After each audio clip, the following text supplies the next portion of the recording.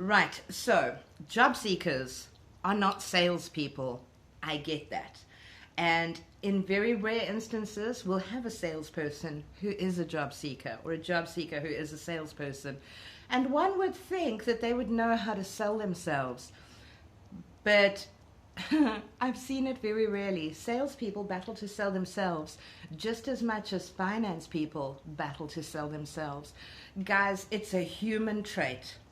We as people, as individuals, battle to sell ourselves.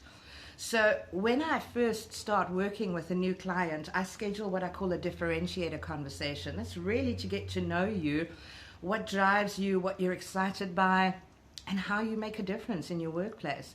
And the first question I always ask my clients is, how would your better half describe you? And you know what I hear? Stronger than I would imagine, more capable than I think I am. And I hear all of these, such a super achiever, and I hear all of these amazing accolades, and I think, well, if I had to ask you to describe yourself to me, I wouldn't have got those accolades. And it's important for me to know how your partner sees you, because that's generally how you are. So we need to start taking cognizance of the things that people say to us and using that to sell us. You know what, if your partner is always telling you that you are brainier than you think you are, for God's sake, stop believing it and start saying it and start embracing it. And that's how you can start selling yourself. Another trick in terms of how to sell yourself is my simple differentiator formula. I did X that resulted in Y. So think about all the jobs you've held.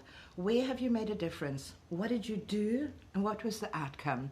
You know, so many CVs these days are all about I did. But what happened?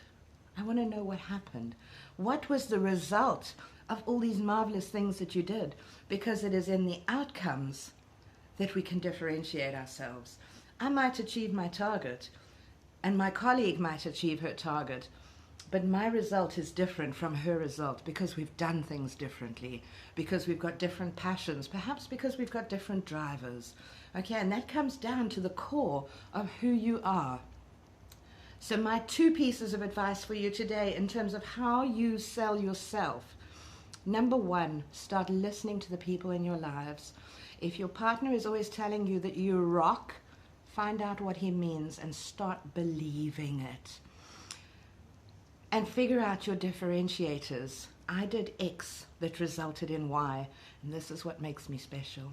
Okay, so those are just two very quick throwaway tricks that you can use immediately. You can use it in your CV, LinkedIn, job interviews, screening interviews, cover letters, everywhere. This will make a difference to your life. Learn to sell yourself, know yourself, and sell yourself. It's not arrogance, it's confidence. My name is Chantel Buerta. I'm a recruitment strategist and coach, and you can follow me on LinkedIn, find me on Facebook, or check out my videos on YouTube.